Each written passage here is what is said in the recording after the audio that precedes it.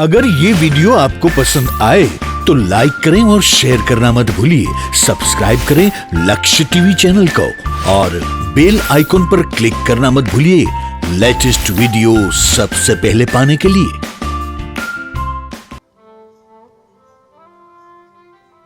અને વળી પાછો વેલો વેલો કામે કરવા આવે અને કૃષ્ણ સ્વયં ભગવાન પોતે નરસૈયાને એમ કહે, હુંડી સ્વીકારી શામળે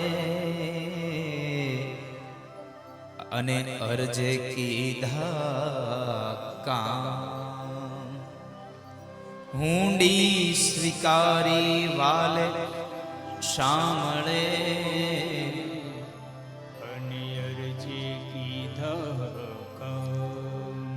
મેતાજી ફરી લખજો હે મુજવાણો તરસર કાજરે, હે મારી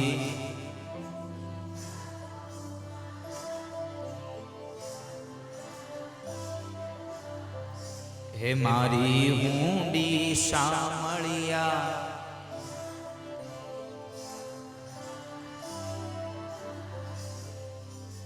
સૌની લાજ ભગવાન રાખે છે. અને સમય બન્યું એવું કે રાજા વિદુરજી મહારાજે દુર્યોધનને કહ્યું કે દુર્યોધન, 12 વર્ષનો વનવાસ અને 13મું વર્ષ ગુપ્તવાસનો સંપન્ન થયો પાંડવોને, હવે એને એના ભાગનો હિસ્સો આપી દઈએ આપણે.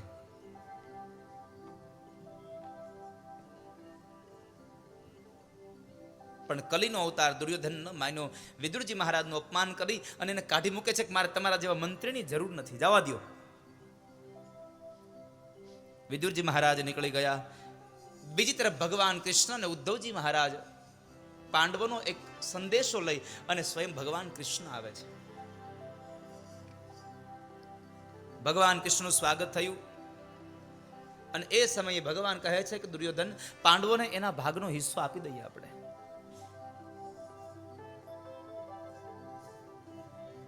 પાંડવોને એના ભાગનો હિસ્સો આપી દો. દુર્યોધન કહે છે, વાસુદેવ, પાંડવોને એના ભાગનો હિસ્સો નહીં મળે, નહીં મળે ને નહીં મળે. ભગવાન કહે છે પણ 12 વર્ષનો વનવાસ અને 13મું વર્ષ ગુપ્તવાસ સંપન્ન થયા, હવે તમારે દેવું જોઈએ, એના ભાગનો હિસ્સો એને આપી દેવો જોઈએ. પણ દુર્યોધન ન માન્યો. ભગવાન કહે છે કામ કરો, તમારે જો એના ભાગનો હિસ્સો જ ન દેવો હોય તો એને 5 ગામ આપી દો, એટલે તમને એમ થાય કે અમે કાંઈ આપ્યું નહીં અને એને એમ થાય કે અમને આપી દીધું, બેયનું રહી જાય. પણ દુર્યોધન એમ કહે છે કે ના, 5 ગામ તો નહીં, એક સોયની અણી પણ ખૂટે ને એટલી જગ્યા હું પાંડવોને નહીં આપું. અને એને એના ભાગનો હિસ્સો જોઈતો હોય તો મારી સાથે યુદ્ધ કરે, મને યુદ્ધમાં જીતી જાય અને પછી ભલે લઈ જાય, પેલા મને યુદ્ધમાં જીતી જાય. ભગવાને કહ્યું કે દુર્યોધન, યુદ્ધ કરશો તો નહીં જીત કૌરવોની કે પાંડવોની થાય, આમાં જીત થશે કાળની, કેટલાય લોકો હોમાઈ જશે. માટે કહું છું, તમે હજી પણ યુદ્ધને નિવારો, હજી પણ યુદ્ધને નિવારો. છતાં પણ એ દુર્યોધન ન સમજો, અંતે યુદ્ધ જ રાખ્યું. મધ્યાંતર થયો. ભગવાનને કહે છે ચાલો વાસુદેવ કૃષ્ણ આપણે જમી લઈએ, તમારા માટે મેં સરસ મજાના પકવાન બનાવડાવ્યા. ભગવાન કે મારે તારી ઘરે નથી જમવાનું. ભગવાને ઘસીને ના પાડી દીધી, હું નહીં જમું તારા ઘરે. ઉદ્ધવજી મહારાજ ભગવાનની સામે જોઈ, પ્રભુ અહીંયા નથી જમવાનું, તો ક્યાંય બીજે ક્યાંય રેડી કરાવ્યું છે, તૈયાર કરાવ્યું છે, નકર ભૂખ લાગી જો મને. ભગવાન કહે છે હા વિદુર, હા ઉદ્ધવ, વિદુર કાકાના ઘરે આમંત્રણ લેવાઈ ગયું છે, એટલે આપણે વિદુર કાકાના ઘરે જવાનું છે, આપણે ત્યાં જશું. ભગવાને અહીંયા જમવાની ના પાડી. ભગવાન કહે છે કે દુર્યોધન, 2 જગ્યાએ ન જમાય, 2 જગ્યાએ જમાય. જ્યાં ત્યાં પલોઠી નો વાળ લેવાય, જ્યાં ત્યાં ડીશ પકડી ન લેવી. 2 જગ્યાએ ભોજન કરવું, વધારેમાં વધારે. પેલું ભોજન કે જ્યાં તમને જમાડવાની અંદર એ માણસને પ્રેમ હોય, તમને જમાડવા માટે થઈને લાગણી હોય એની ઘરે ભોજન કરવું. અને બીજું ભોજન તમારો પ્રાણ સંકટમાં હોય તો ક્યાંક કરવું, બાકી જમીન લેવું. ભગવાન કહે છે આમાં બેમાંથી એકેય વસ્તુ અહીંયા છે નહીં, એટલે મારે તારી ઘરે નથી જમવાનું. નથી તને મારા પ્રત્યે પ્રેમ કે નથી મારો પ્રાણ સંકટમાં, તો મારે તારે ત્યાં શું કામ જમવાનું?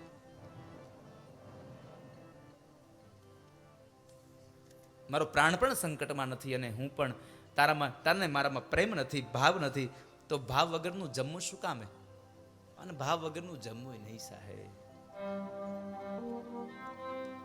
ભાવ વગરના જમશો તો પેટ ભરાશે,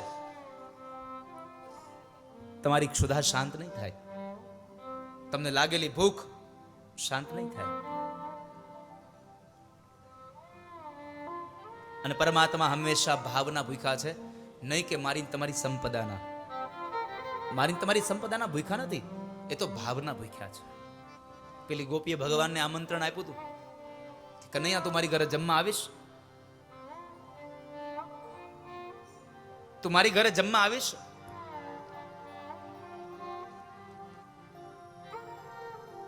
કનૈયો કહે છે હા, હું તારી ઘરે જમવા આવીશ.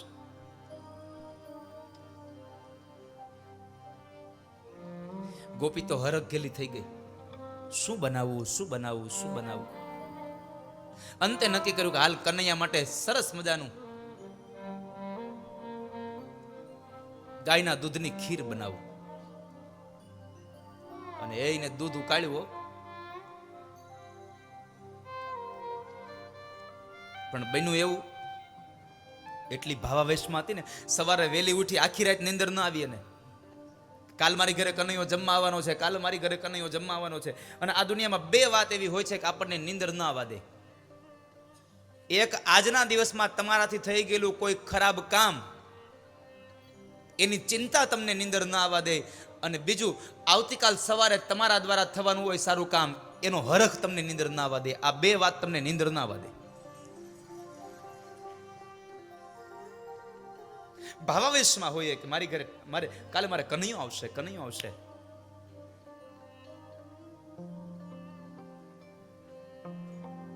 ગોપી હવારમાં ઉઠી ગઈ વહેલી, દાંતણ ન કર્યું, સીધી નાવા બેહી ગઈ. સવારે ઉઠી નાવા બેઠી, દાંતણ ભૂલી ગઈ. સવારે ઉઠીને નાવા બેહી ગઈ, દાંતણ ભૂલી ગઈ. અને પાણી ભરવા ગઈ, સાડી પહેરી નહીં, સાડી ખંભે નાખી. એટલો ભાવ ભગવાન પ્રત્યે, એટલો.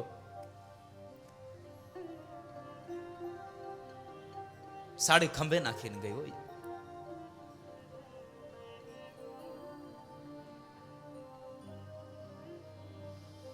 અને એ સમયે ગોપીએ ખીર મૂકી બનાવવા. ખીર તો મૂકી, પણ ખીર વધારે પડતી ગળી બને ને એટલા માટે એમાં ખાંડ નાખવાની હોય. અને આને ખાંડ મૂકી પડતી, નાખ્યું મીઠું. ખોબો ભરીને મીઠું નાખ્યું, ખીર ખારી થઈ. ખોબો ભરીને મીઠું નાખ્યું, ખોબો ભરીને મીઠું નાખ્યું, ખીર ખારી થઈ. ખોબો ભરીને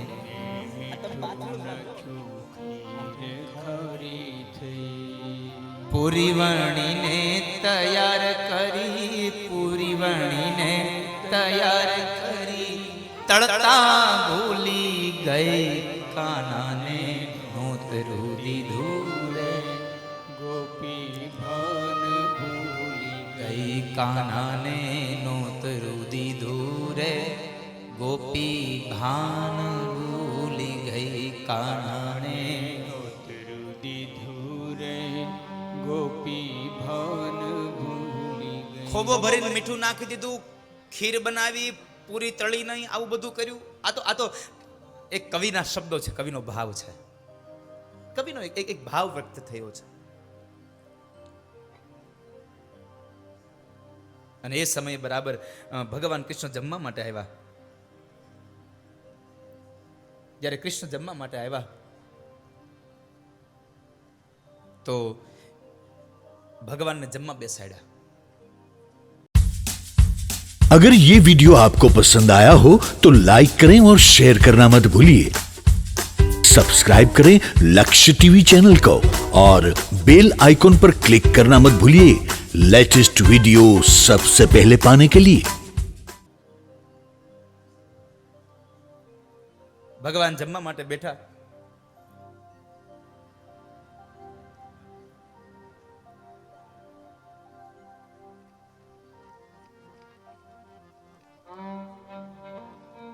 ઢેબલી આશ્રમથી જ માતા છો.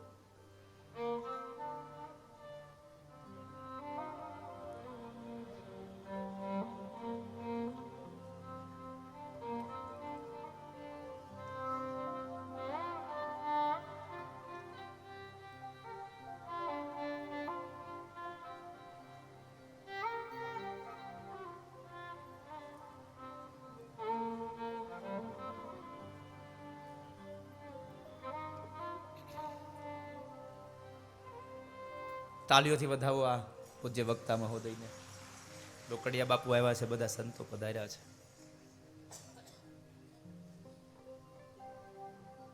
તો હું તમને વાત કરતો હતો ભાવની. તમે જુઓ ગોપી કેટલી ભાવ વિભોર બની ગઈ કે એને એને એને ખીર બનાવવામાં જે ખાંડ નાખવી હતી એના બદલે નાખી દીધું મીઠું.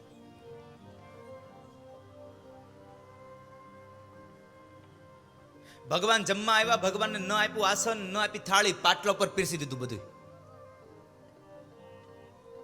વાલો મારો જમવા બેઠો, આસન ભૂલી ગઈ. વાલો મારો ભગવાન જમવા બેઠા, આસન ભૂલી ગઈ, પાટલો આપ્યો, પાટલા પર બધું પીરસી દીધું અને પોતે ભગવાનની સામે બેહીને પોતે મંડી જમવા. પેલા તો નહીં તો આપણામાં રિવાજ છે કે મહેમાન આવ્યા હોય તો મહેમાનને આપણે કહીએ કે હવે તમે ચાલુ કરો. મહેમાન એકાદો કોળિયો મોઢામાં નાખે પછી આપણે ચાલુ કરીએ. હવે જો કે આ તો બધું ધીમે ધીમે પૂરું થવા માંડ્યું. હવે તો થાળીમાં પાપડ આવ્યો હોય તો પાપડ પેલા ઉપાડી લે, કચુંબર આવે તો કચુંબર ઉપાડી લે, શાક આવે તો શાકના એકાદ બે ફોડવા ખાઈ લે. મહેમાન તો સામું જોતા હોય કે આવડો હાળો આપણી પેલા માંડ્યો લેવા.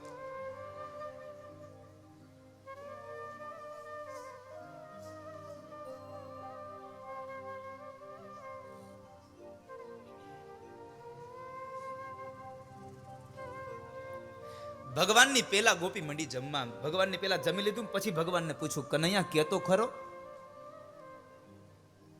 આ રસોઈ કેવી થઈ? પેલા જમી લીધું ગોપીએ ને ભગવાનને પૂછ્યું. કનૈયો કહે છે જમવા તો દે પછી કહું. પેલા મને જમી તો લેવા દે પછી તને કહું.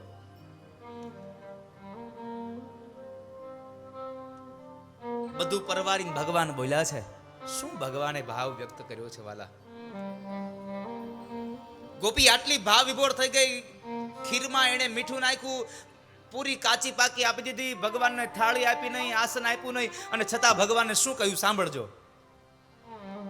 વાલો મારો હસીને બોલ્યો, હાથમાં તાળી દઈ. વાલો મારો હસીને બોલ્યો, હાથમાં તાળી દઈ. ઓ કાનુડો મારો હસીને બોલ્યો, હાથમાં તાળી દઈ. મારો હસીને બોલ્યો, હાથમાં તાળી દઈ. રાધાજી તો રોજ જમાડે, રાધાજી તો રોજ જમાડે, તારા જેવી નહીં કાના. કાનાને નોતરું દીધું રે, ગોપી ભાન ભૂલી ગઈ. કાનાને નોતરું દીધું રે, ગોપી ભાન ભૂલી ગઈ. એટલે ભગવાન ભાવના ભૂખ્યા છે. એટલે દુર્યોધનના ઘરે ભગવાને ભોજન કરવાની ના પાડી દીધી. દુર્યોધન, નથી તને મારામાં ભાવ, નથી તને મારામાં પ્રેમ, અને નથી મારો પ્રાણ સંકટમાં, એટલે મારે તારા ઘરનું ભોજન નથી કરવું. અને ભગવાને વિદુર કાકાના ઘરે જઈ તાંદળિયાની ભાજી ને બાજરાના રોટલા ખાધા છે. ત્યારબાદ સુખદેવજી મહારાજ કહે છે ભગવાન ત્યાંથી નીકળી ગયા. અને એ બાદ વિદુરજી મહારાજ પણ તીર્થયાત્રા માટે નીકળ્યા છે. આપણા ભારત વર્ષમાં તીર્થનું બહુ મહાત્મ્ય છે. તીર્થનું બહુ બહુ આગવું સ્થાન છે. અને એમાં તીર્થની યાત્રા તો અદ્ભુત છે. કારણ એવું શાસ્ત્રમાં એમ લખ્યું છે કે આપણું અન્ય ક્ષેત્રમાં કરેલું પાપ તીર્થમાં જવાથી પાપ ધોવાઈ જાય છે. તીર્થમાં જવાથી પાપ ધોવાઈ જાય છે. અન્ય ક્ષેત્રે કૃતમ પાપમ તીર્થ ક્ષેત્રે વિનશતિ. અન્ય ક્ષેત્રમાં તમારાથી થયેલું પાપ તીર્થમાં જાવ એટલે ધોવાઈ જાય છે. કથામાં જાઓ તો તમારા પાપ ધોવાઈ જાય છે. હું હંમેશા કહેતો રહ્યો છું કે તમે કદાચ તીર્થયાત્રામાં જવાના હોય અને તમારા આજુબાજુના વિસ્તારમાં જો ભાગવતની કથા બેસવાની હોય ને તો તીર્થમાં જવાની ટિકિટ કેન્સલ કરાવી અને ભાગવત કથામાં જવાનું શરૂ કરજો. કારણ તમે જાશો ને તીર્થમાં તો એકાદા 2 તીર્થની યાત્રા કરશો, પણ ભાગવત એમ કહે છે કે જ્યાં ભાગવતની કથા થતી હોય ત્યાં 68 તીર્થો આવીને આ કથા મંડપમાં બિરાજમાન થયા હોય છે. માટે આ તો એક તીર્થ ક્ષેત્ર છે. એટલા માટે આ ભાગવતના તીર્થના પંડાલમાં, આ તીર્થના ઘાટ પર આવી અને તમે સ્નાન કરજો, શ્રવણ રૂપી સ્નાન કરજો, અને એનાથી તમારું મન અને તન બેવ પવિત્ર બનશે. શું કામ? ચલો રે મન ગંગા યમુના તીર, ચલો રે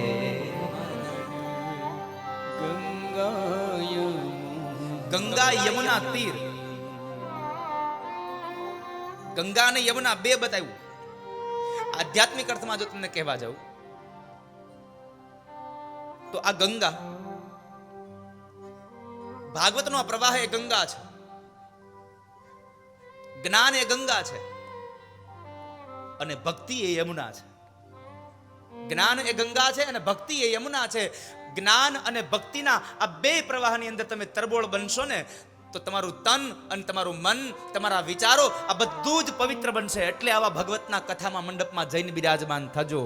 ચલો રે મન ગંગા યમુના તીર, ચલો રે મન ગંગા યમુના તીર, ચલો રે મન ગંગા યમુના તીર, ચલો રે મન ગંગા યમુના તીર, ગંગા યમુના નિર્મલ સંગમ,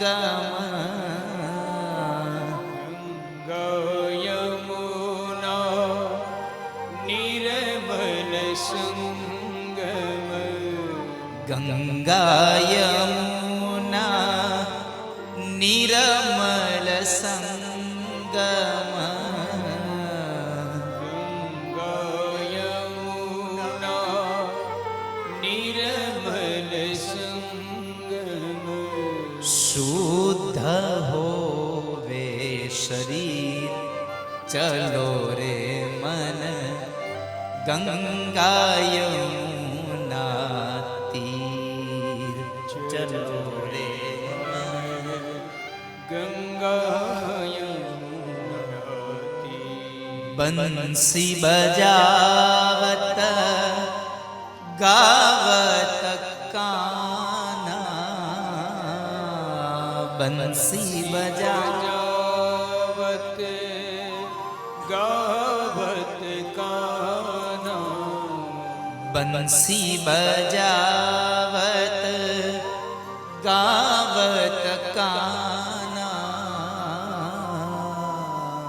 બંસી બજાવત ગાવત કાના, સંગલીએ બલવીર, ચલો રે મન ગંગા યમુના તીર, ચલો રે મન ગંગા યમુના તીર. હે જીવ, હે હે હે મનુષ્ય, તું ગંગાના કિનારે જા, તું તીર્થમાં જા. વિદુરજી મહારાજ તીર્થમાં ગયા.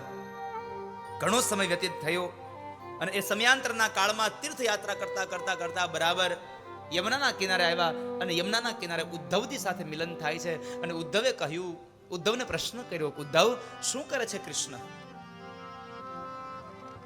શું કરે? કૃષ્ણના શબ્દ સાંભળ્યા એટલે ઉદ્ધવજી મહારાજે કહ્યું કે કાકા, ક્યાં કૃષ્ણની વાત કરો તમે? તમારા ઘરે જે જમવા માટે ભોજન માટે આવ્યા હતા એ? હા, હું એ જ કૃષ્ણની વાત કરું છું. અને ઉદ્ધવ બોલ્યા છે, કાકા તમે જો એ કૃષ્ણની વાત કરતા હોય તો સાંભળો, હવે કૃષ્ણ આ ધરતી પર નથી રહ્યા, ભગવાન નથી રહ્યા. ભગવાને સ્વધામગમનની લીલા કરી છે. પ્રભુ સ્વધામગમન થયાના શબ્દો સાંભળ્યા, વિદુરની આંખના ખૂણા ભીનાઓ થયા. ઉદ્ધવ શું કહો છો તમે? પ્રભુ નથી રહ્યા? હા કાકા, ભગવાન સ્વધામગમન થયા છે, જ્ઞાનનો ઉપદેશ આપી અને પ્રભુ સ્વધામની લીલા પરવારી ગયા છે. રામા અવતારમાં ભરતને પાદુકા આપી હતી અને કૃષ્ણ અવતારમાં પ્રભુએ મને પાદુકાઓ આપી છે. પાદુકાઓને વિદુરજી મહારાજે પોતાના મસ્તક ઉપર રાખી ઉદ્ધવને કહે છે, ઉદ્ધવ પ્રભુએ જે જ્ઞાન આપ્યું, જે જ્ઞાનનો ઉપદેશ કર્યો, હું ભાગ્યશાળી હોઉં તો એ ઉપદેશ મને સંભળાવો ને, મારે સાંભળવો છે.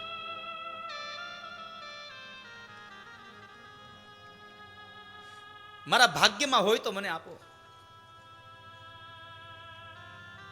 જો હું ભાગ્યશાળી હોઉં તો. અને ઉદ્ધવજી મહારાજે શું વાત કરી છે? ઉદ્ધવ કહે છે, વિદુર કાકા, આ દુનિયામાં તમારા જેવો ભાગ્યશાળી તો જીવ કોઈ નહીં હોય. તમારા જેવો ભાગ્યશાળી આ દુનિયામાં કોઈ નહીં હોય. કારણ આ ધરતીનો સામાન્ય જીવાત્મા જ્યારે મૃત્યુ પામતો હોય, અંતિમ સમય હોય, ઈશ્વરને યાદ કરે, પરમાત્માને યાદ કરે. પણ વિદુર કાકા, તમે એટલા ભાગ્યશાળી એટલા માટે છો કે સ્વયં હરિએ, ભગવાન કૃષ્ણએ અંતિમ સમયે તમને 3 વખત યાદ કર્યા છે કે આ ઉપદેશ મારા વિદુર કાકાને આપજો, આ ઉપદેશ મારા વિદુર કાકાને આપજો. એટલે ભગવાને તમને યાદ કર્યા છે. એટલે કહું છું કે તમારા જેવો ભાગ્યશાળી આ દુનિયામાં બીજો કોઈ નહીં હોય. સ્વયં કૃષ્ણએ તમને યાદ કર્યા છે.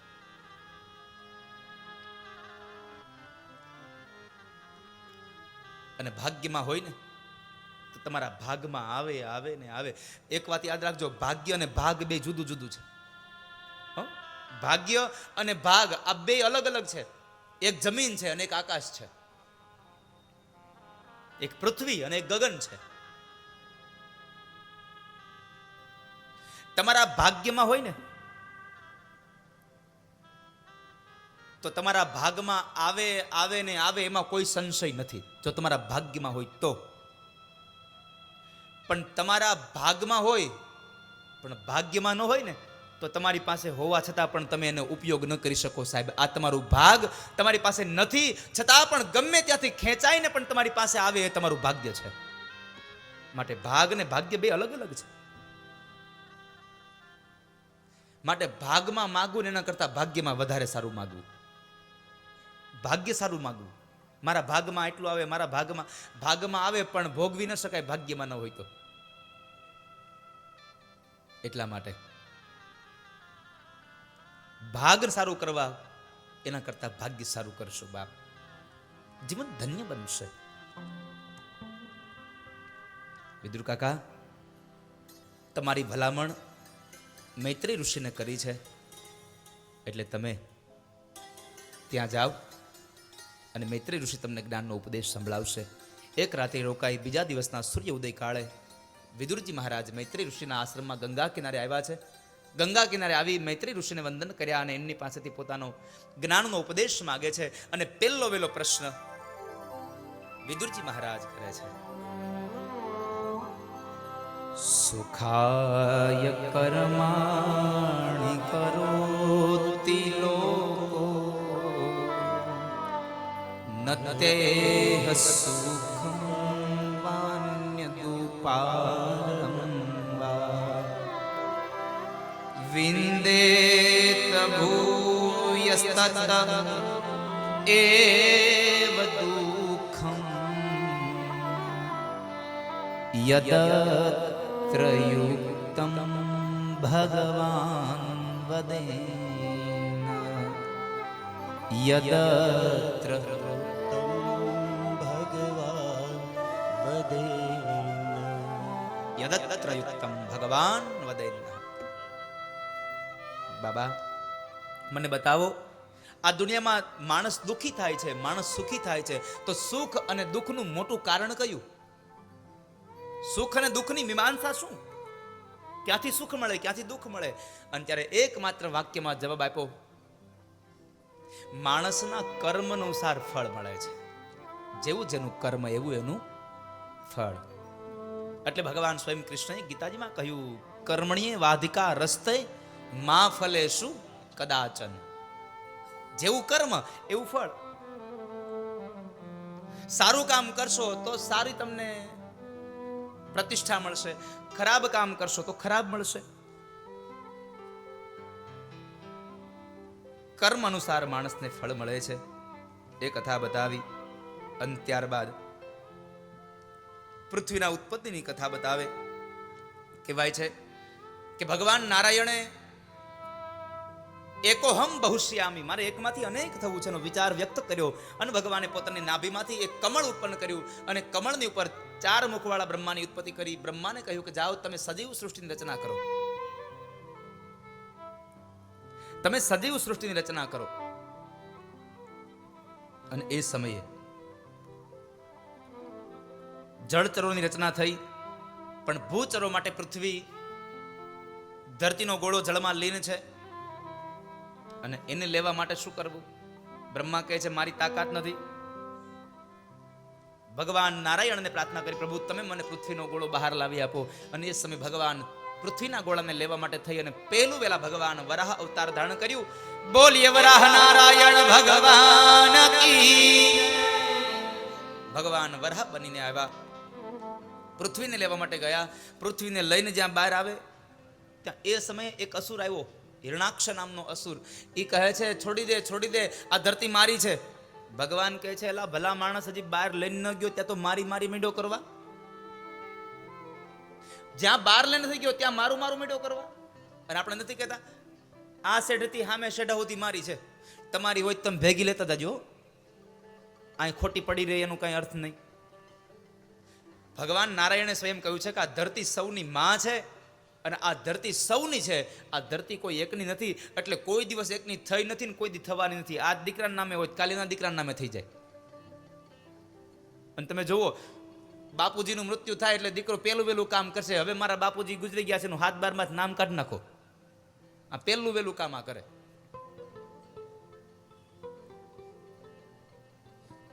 આપણું નથી સાહેબ. એટલે સ્વામિનારાયણ સંપ્રદાયના પૂજ્ય સંતો લખે છે, મારું મારું કરીને ધન મેળવ્યું રે, એમાં તારું નથી તલ ભારયંત કાળે, સગું નથી કોયનું રે, એમાં તારું નથી તલ ભારયંત કાળે, સગું નથી કોઈનું રે. અંતકાળે કોઈ સગું નથી. એ તો જ્યાં સુધી જીવ છે ત્યાં સુધી બધા હગા છે. જીવ ગયો એટલે કોણ હું ને કોણ તું. પછી પત્ની પાસે નો આવે, દીકરો પાસે નો આવે. કદાચ સાંજના સમયે મૃત્યુ થયું હોય અને શબને એક રાત્રિ ઘરમાં રાખવાનું થાય ને, તો હવે તો જો કે સિસ્ટમ આવી ગઈ, ઘરમાં ક્યાં રાખે? હોસ્પિટલ રાખે. સવારે જઈએ આમ આમ બધા ભેગા થઈ જાય તો લઈ આવે, હોસ્પિટલ રાખે.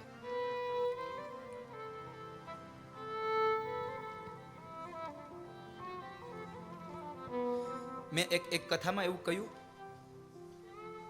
કે દીકરો બાપુજી માંદા પડે તો દીકરો એને ગિરીશભાઈ મોંઘી કારમાં લઈ જાય દવાખાને. મોંઘી કાર હોય એના આંગણામાં, તો એને લઈ જાય.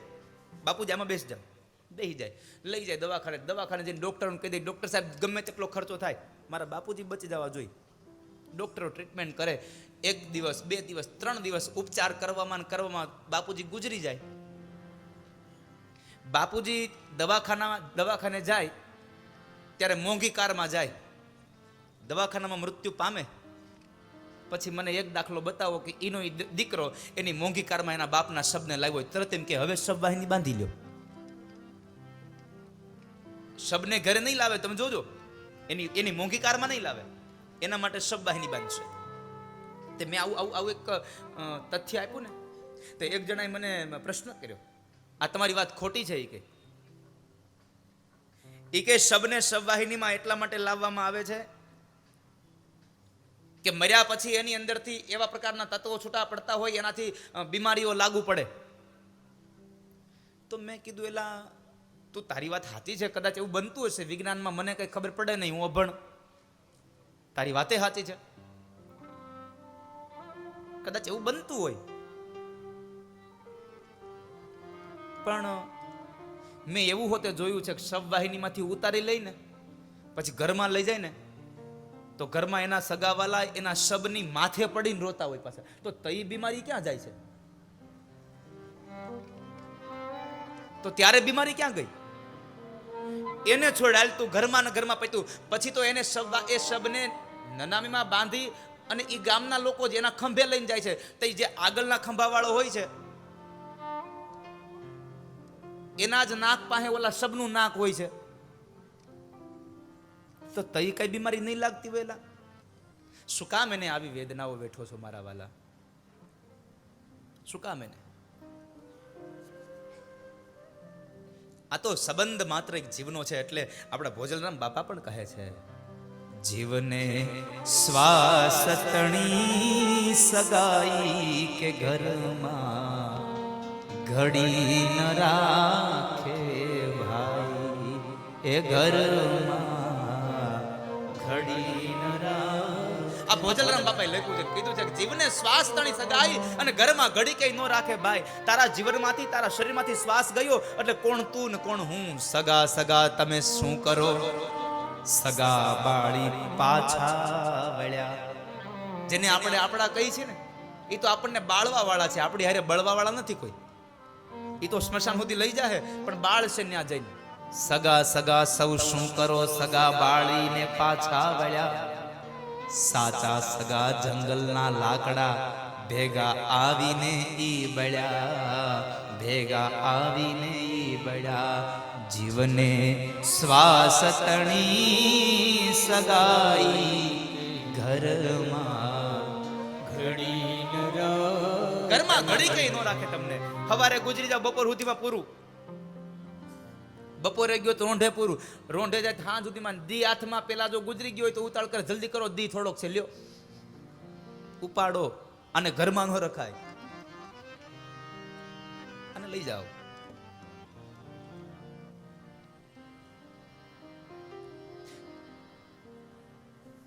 હિરણાક્ષ એમ કહે છે, મારું છે, મારું છે. ભગવાને બહુ સમજાવ્યો પણ ન સમજ્યો, અને અંતે ભગવાને હિરણાક્ષને માર્યો છે. ત્યારબાદ ધરતીને લાવી અને પ્રસ્થાપિત કરી. વિદુરે પ્રશ્ન કર્યો, બાપજી આ અસુર કોણ? તો કે છે દિતિનો પુત્ર. અરે પણ દિતિ તો દેવોની માતા, તો એ અસુરોની માતા કેમ બન્યા? શા માટે અસુરની માતા બન્યા છે? તો કહે છે એનું એકમાત્ર કારણ હતું કે દિતિ અને કશ્યપ સંધ્યાના સમયે પોતાના આશ્રમમાં બેઠા હતા, અને એ સમયે સંધ્યાનો કાળ, અને દિતિના મનની અંદર કામ પ્રવેશ થયો.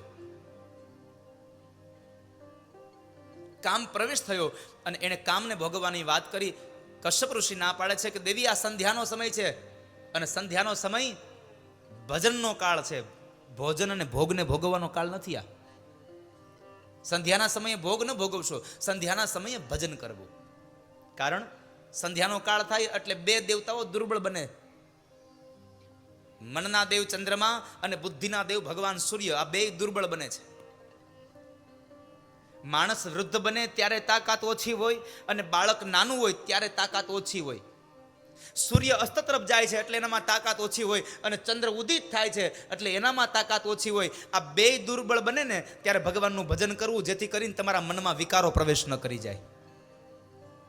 પણ આપણે આખો દી રામજી મંદિરે બેહીએ અને આમ ચોકમાંથી સામે શેરીમાંથી મહારાજને આવતા જોઈ જાય એટલે કે હાલો હાલો હવે સાધુ આવી ગયા, હાલો. એટલે તો ઇલેક્ટ્રિક નગારા આવ્યા. અત્યારે 3 જણા હોય ત્યાં, ઇલેક્ટ્રિક નગારું, પૂજારી બાપુ અને ભગવાન, બીજું કોઈ નહીં. તો પહેલાનો સમય તો તમે જુઓ, વાડીએથી આવીને હાથ પગ મોઢું ધોઈને સીધા મંદિરે જતા, દૂધનો એક પ્યાલો લઈ જતા અને ત્યાં જઈને ભજનો ગાતા.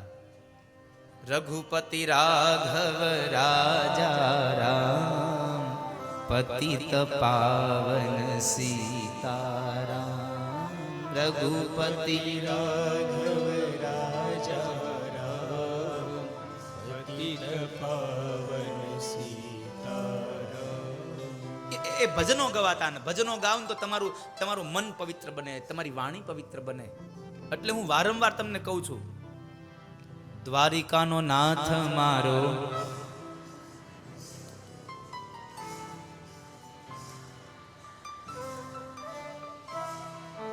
દ્વારિકાનો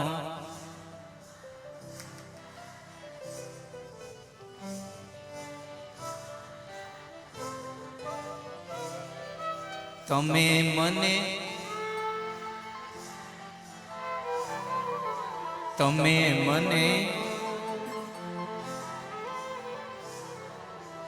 આજ થોડુંક ભાવથી ગાવ તો કાલે ઓલો જલ્દી વેલો આવે. આ કાલે કૃષ્ણ અવતારની પ્રાગટ્યની કથા છે. કાલે નંદ મહોત્સવ, નંદ ઘેરે આનંદ ભયો, જય કનૈયાલાલ કી. કાલે નંદોત્સવ છે. મને એમ થાય છે કે કાલે હજી મંડપ વધારવો પડશે. હરદાસભાઈ,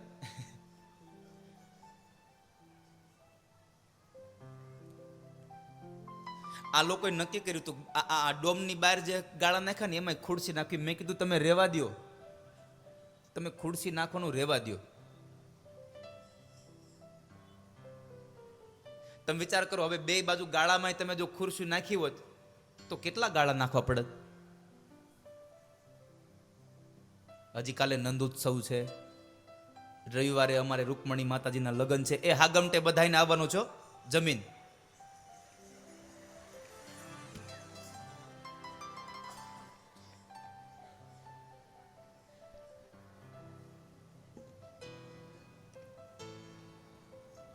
પણ 2 મિનિટ માટે ભાવ છે, ગાઈએ ભાવ. તમે મને માયા લગાડી મારા વાલા,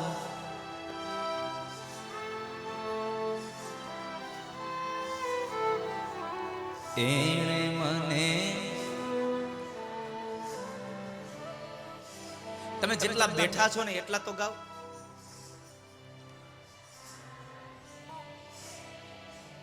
તમે મને, હું તમને બધાને એક પ્રશ્ન પૂછું. હાલો, તમે ગામમાં આમ બજારમાં હાલ્યા જતા હો, આ પેલો બીજો પ્રશ્ન કરી લઉં. આ એક પ્રશ્ન એટલે બીજો પ્રશ્ન યાદ આવી જાય. કેટલા લોકો ધૂન બોલ્યા અત્યારે? આ તમે મને માય લગાડી. સાચું બોલજો, ખોટું બોલે અને લાજ રાખવા હાટું બધાએ આંગળી ઊંચી કરી. બોલો, કેટલા લોકો મનમાં બોલ્યા? આમ આમ આમ ટૂંકમાં બાજુવાળો ઓછું સાંભળે એવું. સાચું બોલો. તમે આટલા બધા એકારે બોલ્યા હોય તો આટલો અવાજ ન થાય, તો છેક આમ આમ આમ ક્યાંય પહોંચે.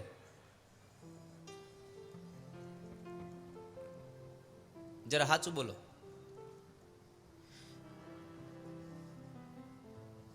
એકવાર આમ આમ છે ને, આમ નાભીમાંથી અવાજ કાઢજો. આપણે ગામના આમ બજારમાં હાલ્યા જતા હોઈએ અને હડકાયું કૂતરું વાહે દોડે, પછી તમે મનમાં હડ હડ કરો છો. પછી મનમાં હડ કીધું કોઈ તો એને હડકારો એવો કરે ને કે ઓલી શેરીમાં સૂતા હોય એ કૂતરા ભાગી જાય. હા, એ શેરીમાં સૂતા એ કૂતરા ભાગે. તો એકવાર બડે ભાવ સે ગાઈએ. તમે મને માયા, એણે મને સામે મને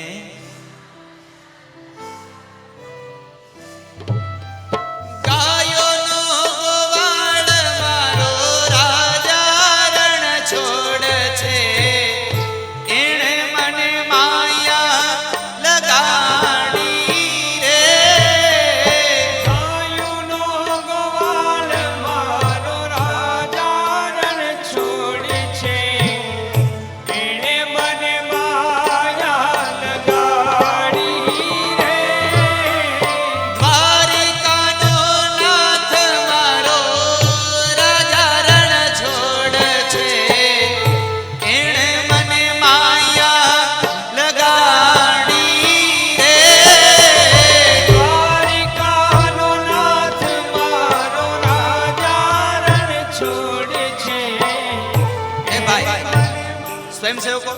ન્યાન્યાને રમવા દ્યો, એને રમવા દ્યો. હા હા, એને રમવા દ્યો. ઈ આગળ નહીં આવે કોઈ, કોને એને રમવા દ્યો. ભાવ સગાઈએ દ્વારિકાનો નાથ મારો જારણ છોડે છે એણે મને માયા લગાડી રે. તમે મને માયા લગાડી મારા વાલા. મને માયા લગાડી મારા વાલા. આ ધૂનમાં કૃષ્ણએ તો મને માયા લગાડી જ છે, પણ હું તમને કહું, તમે બધાએ હોતે મને વધારે પડતી માયા લગાડી છે આ ધૂનમાં.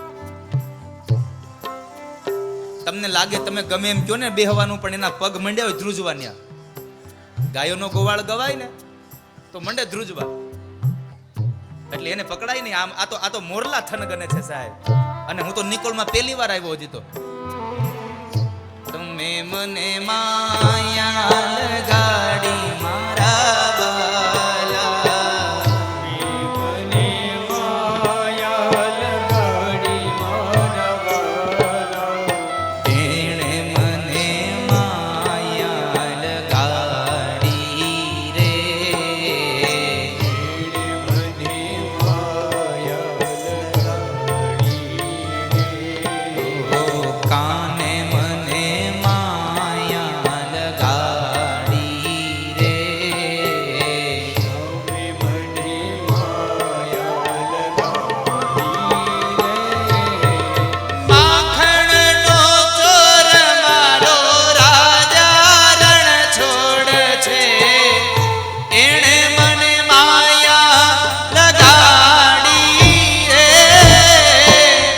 રણનો ચોર મારો રાજા રણ છોડ છે એણે મને માયા લગાડી રે.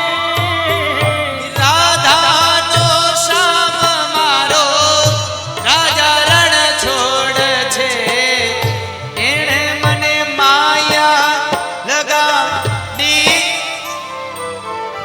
રાધાનો શ્યામ મારો રાજા રણ છોડ છે એણે મને માયા લગાડી રે. દ્વારિકાનો નાથ મારો રાજા રણ છોડ છે, એણે મને માયા લગાડી. દ્વારિકાનો નાથ મારો રાજા રણ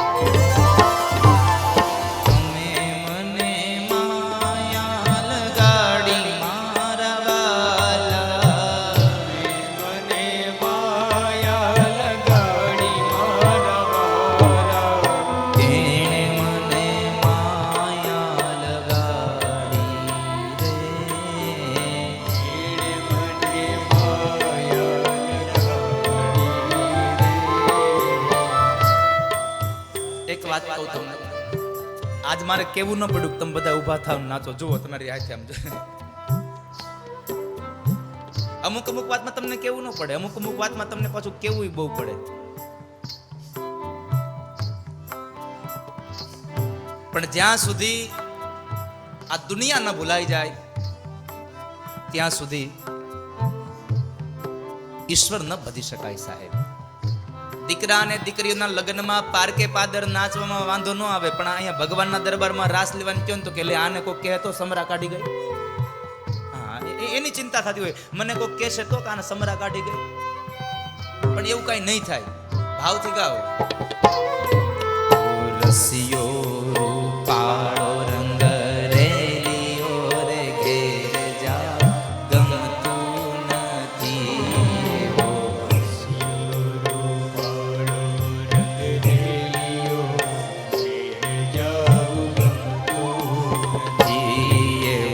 રસિયો પાળો રંગ રેલિયો રે ઘેર જાવું ગમતું નથી.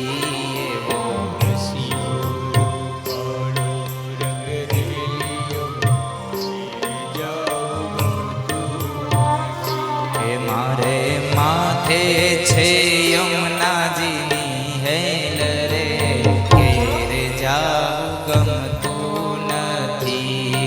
મારે માથે છે યમુનાજીની હેલ રે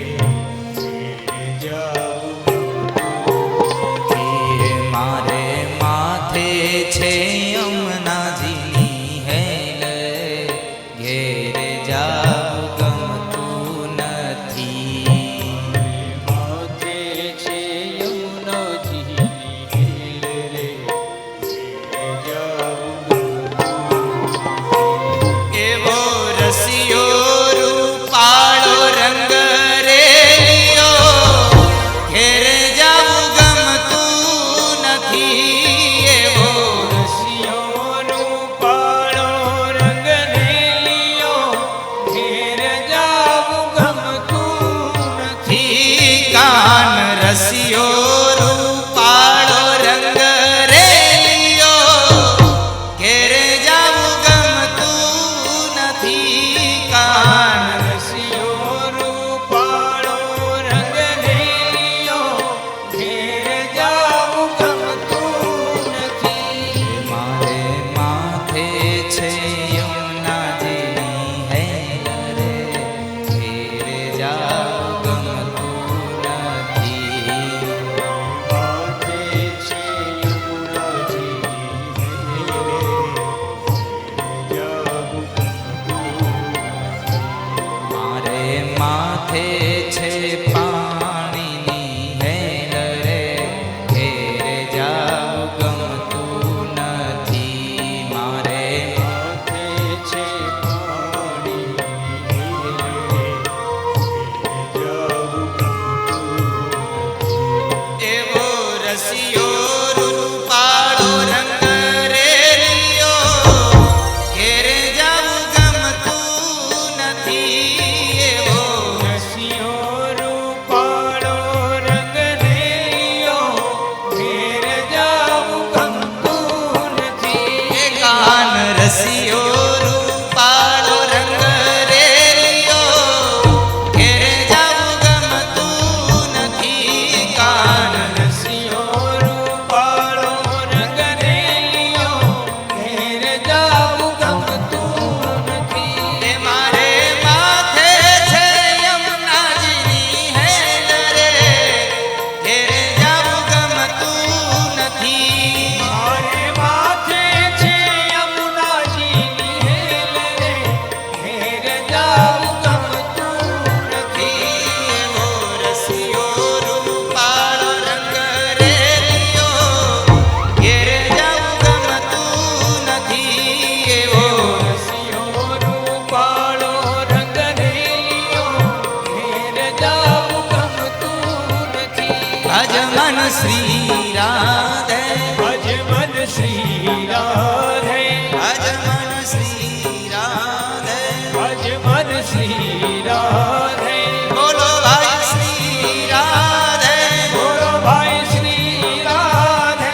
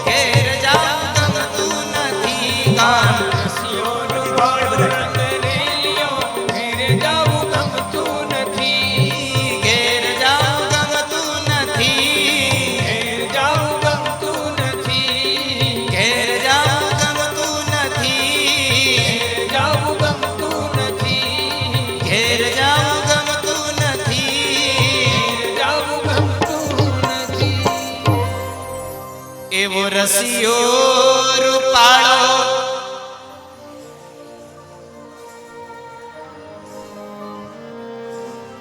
એવો રસિયો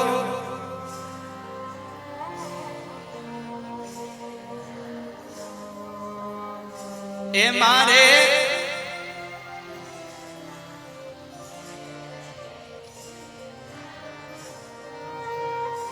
એ મારે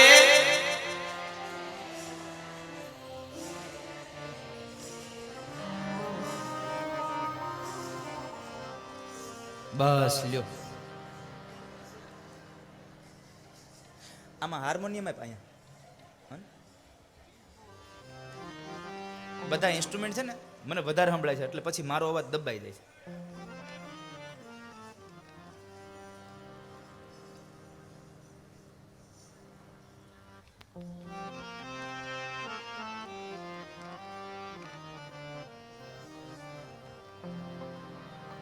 સંધ્યાનો કાળ ભજનનો કાળ છે, ભોજન અને ભોગનો નહીં.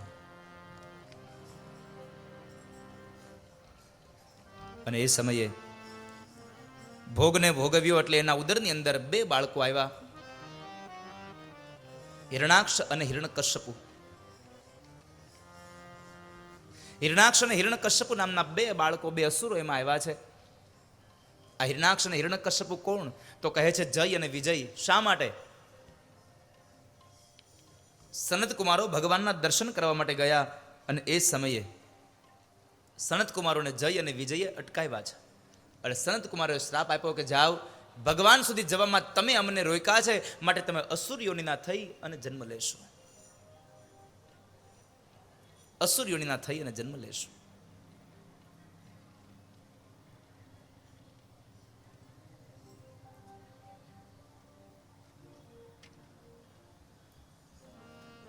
જય અને વિજય અસુર યોનિના થઈ અને જન્મ લઈ 3 જન્મની અંદર એ જય અને વિજય અસુર બન્યા છે. પેલો જન્મ હિરણાક્ષ અને હિરણ્યકશ્યપુ, બીજો જન્મ રાવણ અને કુંભકર્ણ, અને ત્રીજો જન્મ દંતવક્ર અને શિશુપાલ. 3 જન્મની અંદર એને મુક્તિ મળશે. સનત કુમારના શ્રાપને લઈ અને જય અને વિજય દિત્યના ઉદરની અંદર આવ્યા હતા. અને એ હિરણાક્ષનો જન્મ થયો અને હિરણાક્ષને ભગવાન વરાહે માર્યો. ત્યારબાદ આગળ જતા કહેવાય છે સૃષ્ટિના સર્જનમાં ભગવાન બ્રહ્માએ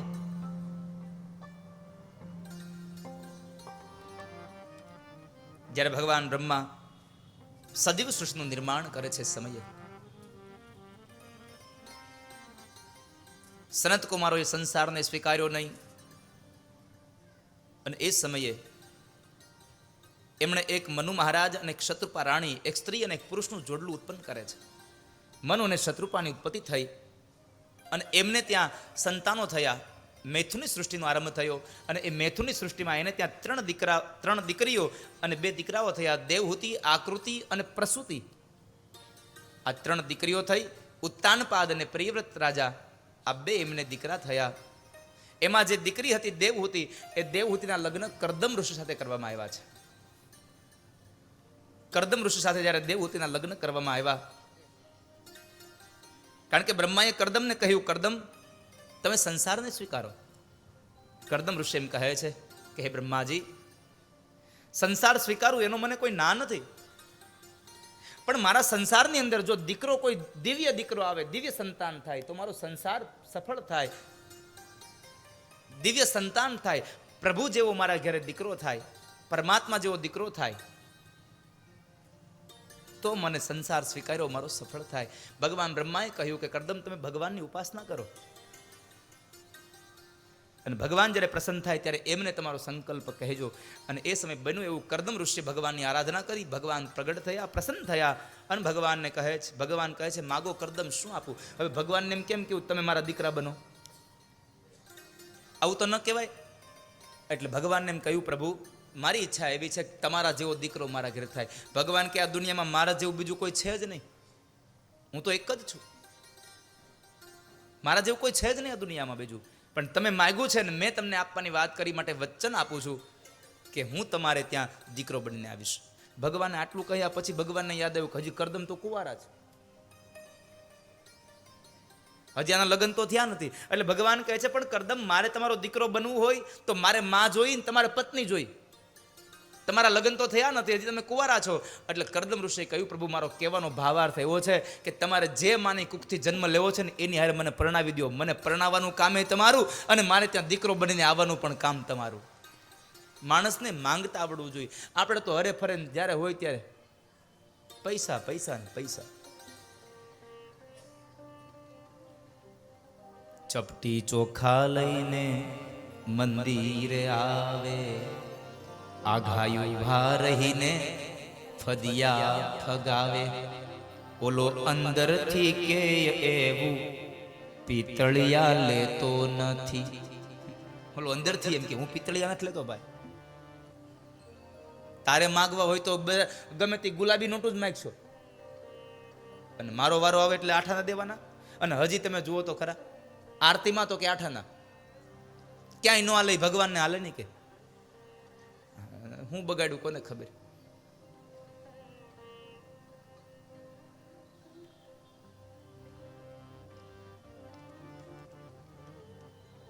શું બગાડ્યું કોને ખબર.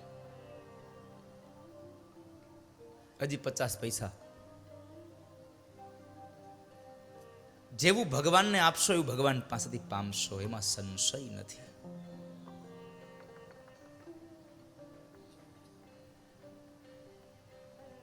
એમાં શંકાને સ્થાન નથી.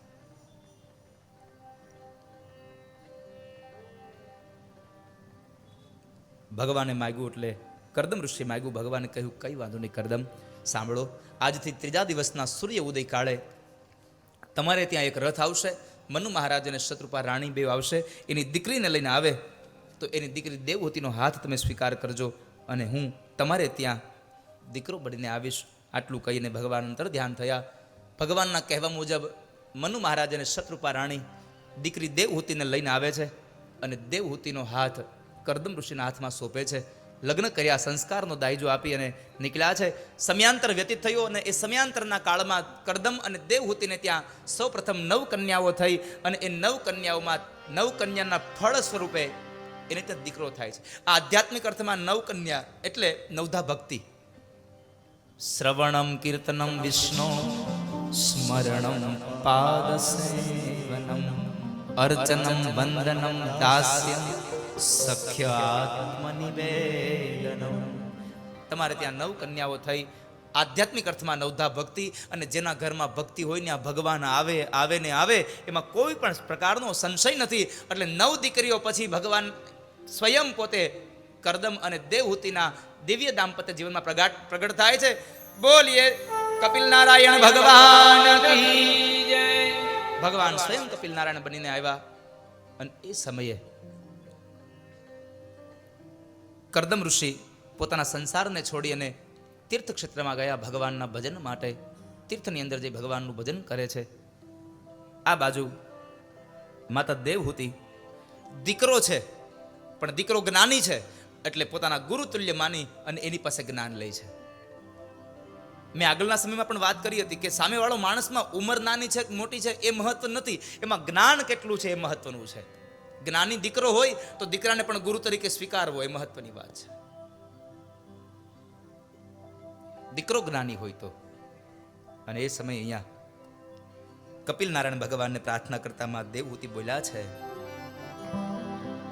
તમ ત્વાગતાહમ શરણં શરણ્યં સ્વભૃત્ય સંસારતરો કુઠારમ જિજ્ઞાસયાહં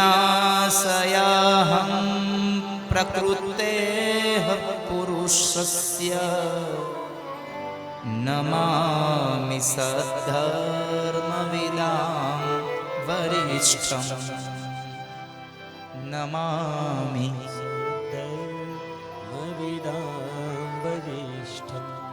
પ્રભુ.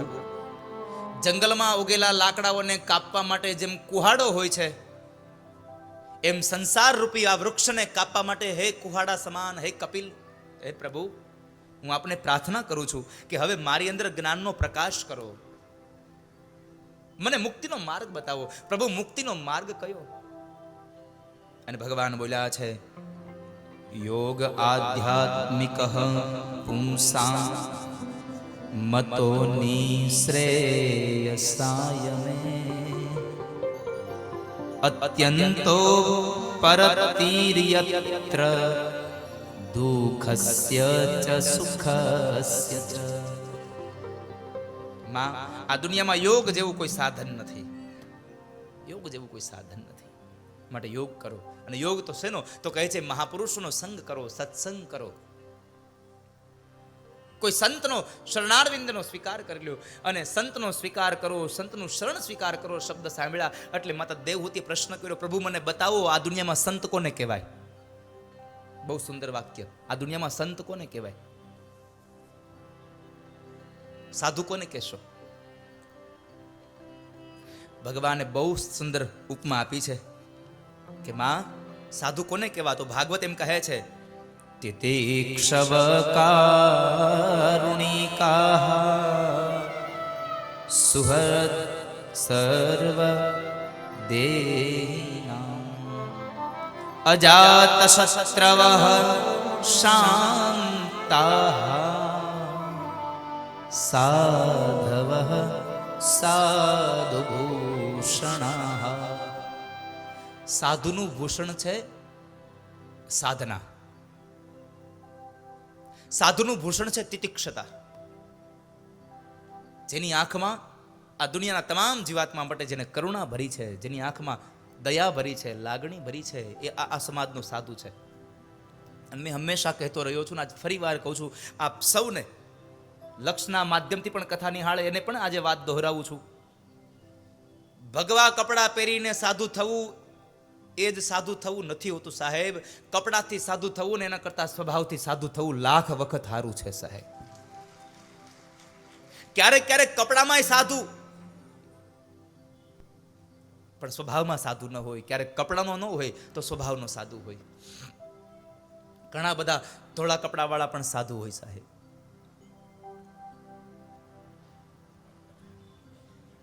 ઘણા બધા ધોળા કપડા વાળા સાધુ હોય છે. એટલા માટે માં, જેની આંખમાં કરુણા ભરી છે, જેની આંખમાં દયા ભરી છે, એ આ દુનિયાનો સાધુ છે. શાંતિ પમાડે એને સંત કહીએ, એના દાસના દાસ થઈને રહીએ. જે શાંતિ પમાડે સંત છે માં. એટલા માટે તમે સંતોનો સંગ કરજો. સંતોના સંગ થકી તમે આ ભાવને તરી જશો. માને માધ્યમ બનાવી ભગવાને કપિલ નારાયણનું કપિલ ગીતાનું ગાન કર્યું, સાંખ્ય શાસ્ત્રનો ઉપદેશ આપ્યો. માં, આ શરીરમાં લોભ ન પામશો એ કથા બતાવી. અને અંતે ભગવાન ગયા. અને ભગવાન જ્યાં ગયા છે, ગંગા અને સાગરનું મિલન થાય ત્યાં. અને ભાગવતની અંદર અને મહાપુરુષો એમ કહે છે, સારે તીર્થ બારંબાર ગંગા સાગર એક બાર. સારે તીર્થ બારંબાર ગંગા સાગર એક બાર. ગંગા અને સાગરનું જ્યાં મિલન થાય છે ત્યાં આગળ તમે જાઓ તો તીર્થનું અન્ય ફળ તમને ત્યાં મળી જાય છે. ભગવાન ગયા એટલે ભગવાનના વિરહની અંદર જેમ વાછડાના વિયોગમાં પેલી ગાય તરફડે, એમ અહીંયા ભગવાનના વિયોગમાં માતા દેવહૂતિ તરફડ્યા છે. અંતે પોતાને મળેલું જે જ્ઞાન હતું એને ક્રિયા પ્રમાણે બનાવ્યું અને માતા દેવહૂતિ મોક્ષ પદને પામ્યા છે. જે જગ્યાએ માને મોક્ષ મળ્યો એ જગ્યાનું નામ પડ્યું છે સિદ્ધપુર પાટણ. સિદ્ધપુર, જે જગ્યાએ માને સિદ્ધિ મળી એ જગ્યાનું નામ પડ્યું સિદ્ધપુર. બિંદુ સરોવરના કિનારે જે માનું શ્રાદ્ધ એનો દીકરો કરે, ભગવાન કપિલ નારાયણ એ માને મુક્તિ આપે છે. આવી કથા છે. એ કથા બતાવી અને તૃતીય સ્કંદને વિશ્રામ આપ્યો. અને હવે ચતુર્થ સ્કંદ. ચતુર્થ સ્કંદની અંદર એક 5 વર્ષનો નાનો બાળક ભગવાનની સ્તુતિ કરે છે, એની કથા છે.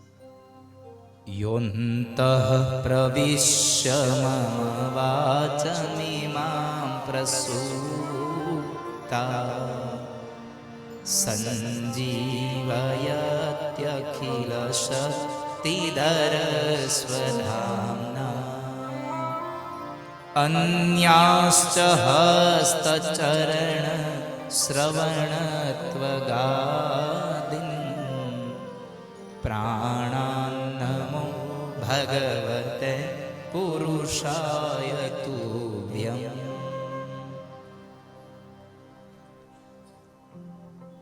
5 વર્ષનું બાળક ભગવાનને પ્રાર્થના કરે, એની કથા છે. ચતુર્થ સ્કંદ એટલે વિસર્ગ લીલા.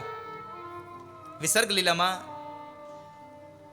ભગવાન દત્તાત્રેયનું પ્રાગટ્ય થાય છે. તો કહે છે કરદમ અને દેવહૂતિની ત્યાં જે 9 દીકરીઓ થઈ, એ 9 દીકરીઓમાં એક દીકરી છે અનસુયા.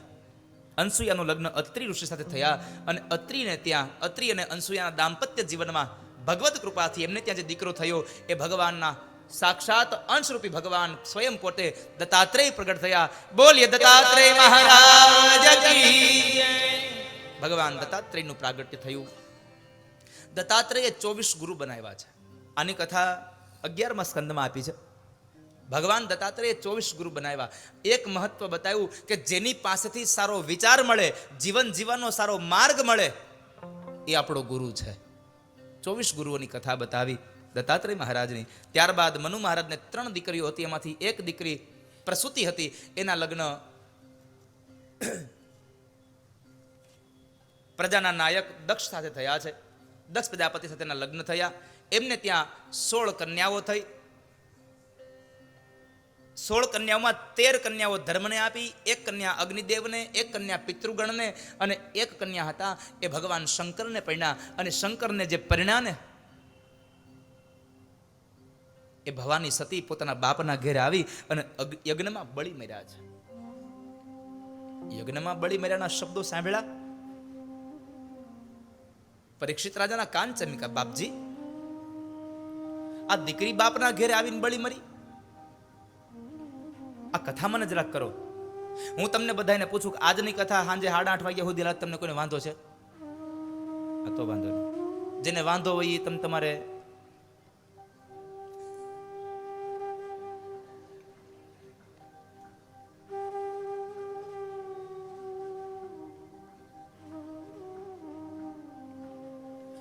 આજની કથા કદાચ મને લાગે છે કે 8 વાગશે એવું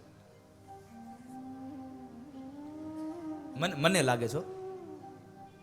પછી તો કઈ નક્કી નહીં.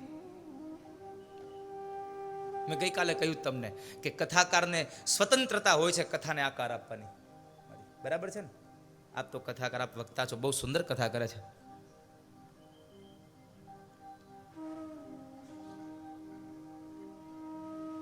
એટલે આકાર આપવાની સ્વતંત્રતા વક્તાને હોય છે.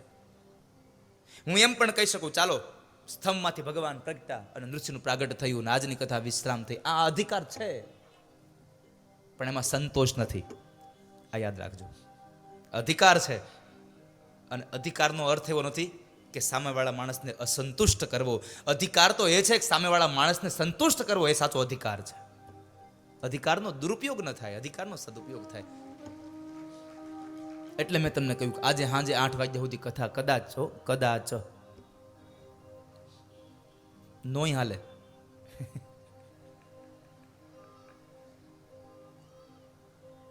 મેં 8 વાગ્યાને કીધું ને તો અમુક નક્કી કર્યું તો હાલો હવે જાય. અમુક તો હડેડાટ થઈ જવું. ચિંતા ન કરશો.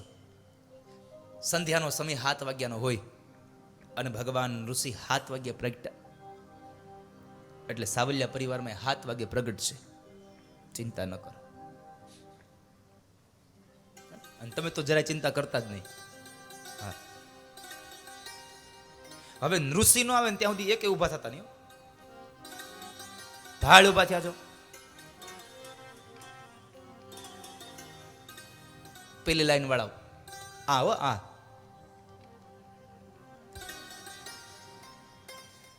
તમે તમારું ન ગણતા. હું આ 8 ને આ અષ્ટ વસ્તુઓને કહું છું.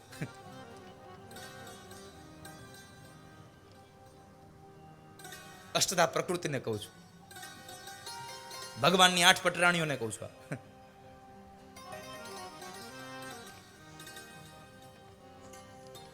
રૂકમણી ને જાંબતી, સત્યભામા, સત્યા, કાલિંદી, ન્યાદેવ કાલિંદી,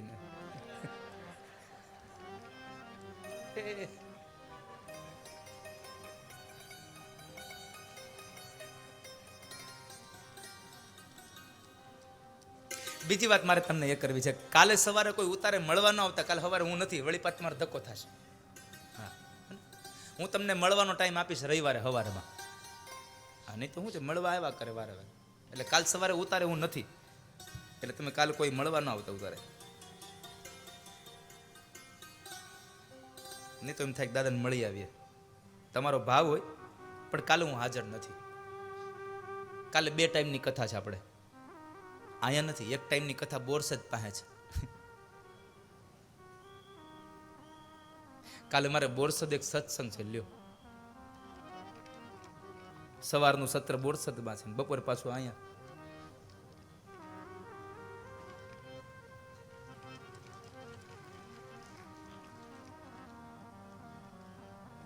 अगर ये वीडियो आपको पसंद आया हो तो लाइक करें और शेयर करना मत भूलिए.